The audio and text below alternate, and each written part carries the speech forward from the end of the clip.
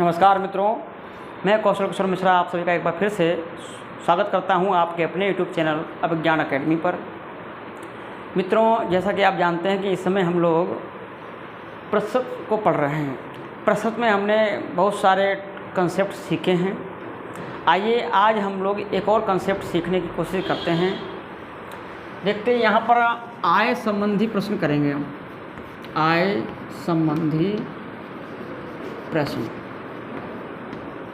तो प्रस्तुत में आय संबंधी प्रश्न कैसे हल किए जाते हैं और जल्दी से जल्दी कैसे हम हल करें, आइए देखते हैं। जैसा कि हम दूसरा प्रश्न यहाँ पर देख रहे हैं, राधा अपने वेतन का 40% जो है भोजन पर खर्च करती है, 20% मकान के किराए पर खर्च करती है, 10% मनोरंजन पर खर्च करती है, 10% परिवहन पर खर्च करती है, व्यय करती है। यदि उसका बचत 1500 रुपये है, बचत उसका कितना है 1500 रुपये है, मासिक वेतन बताना है। यानी इसमें बाकी सब परसेंटेज दी हुई हैं। एक रियल वैल्यू दी है 1500 रुपये और ये है उसकी बचत। तो कुल मिला के खर्चा सब निकालना पड़ेगा हमें, फिर जो बचत होगी वो उसका परसेंटेज होगा। इतना हमारे दिमाग में सेट हो रहा है। तो देखते हैं, हमने मान लीजिए कोई चीज़ 100% है। कितनी है? 100% है। अब हम 100 का मान लीजिए 20%, पहले 20% मकान के किराए पर, 20% मकान, ठीक है। तो 20% मकान के किराए पर और इसी 100 में से 10% मनोरंजन पर, फिर उसके बाद बताया है 10% परिवहन पर। ये खर्चा हो गया।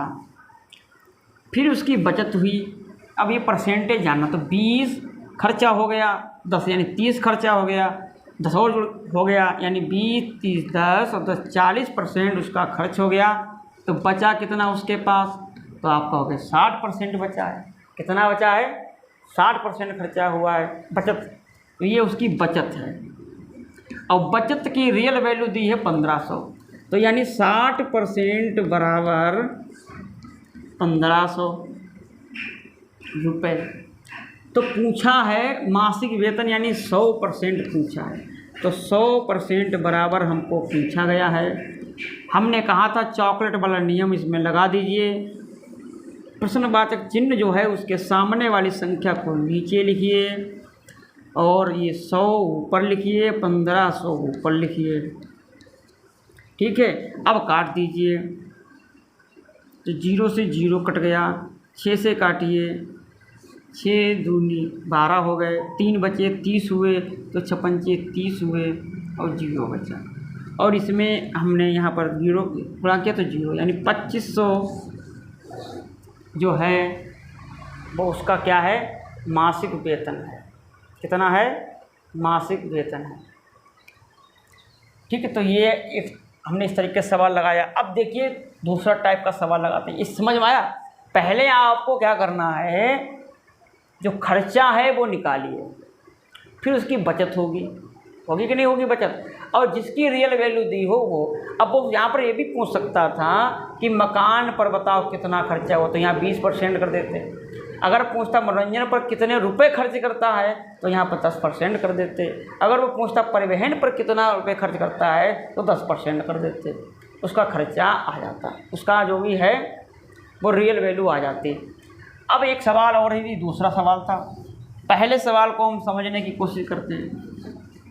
राधा अपने वेतन का 20% दैनिक उपभोग की वस्तुओं पर, ठीक है, शेष का, यहाँ पर देखिए इस प्रश्न में कहीं शेष का नहीं है, यहाँ शेष का है। शेष का 15% मकान के किराए पर व्यय करती है। तदुपरांत उसके पास 11,560 रुपये शेष बचते हैं, उसका मासिक वेतन। यानी ये शेष बचते हैं, इसकी रियल वैल्यू हमें जाननी है। तो यहाँ पर भी मान लीजिए हमने 100% माना हमने 100। अब उसका खर्चा होता है 20% दैनिक उपभोग में, ठीक है। बचा उसके पास शेष बचा 80 और शेष का 15%, यानी शेष का 15% में निकालना है। तो यहाँ हो जाएगा 15% ये हो गया, तो कितना बचा 85% यहाँ हो जाएगा। इसको हमने 100 मान लिया क्योंकि यही इसमें 100 है, तो 15% कितना होगा 12, कितना हो जाएगा 12। देखिए 15% निकालने के लिए 18 15 ठीक 12, और यहाँ पर कितना बचेगा, ये 12 बचा, ये तो खर्चा हो गया 15%। अब इसमें से कितना बचा, 80 में से 15 निकालिए, 80 में से 12 निकालना है हमें, तो कितना बचा 68, कितना बचा 68 बचा। अब क्या कह रहा है वो, तदुपरांत उसके पास 11,560 रुपये शेष बचते हैं। तो ये 68 की जो वैल्यू है ये किसके बराबर है 11,560, तो यानी 68 जो है वो किसके बराबर है, 68% किसके बराबर है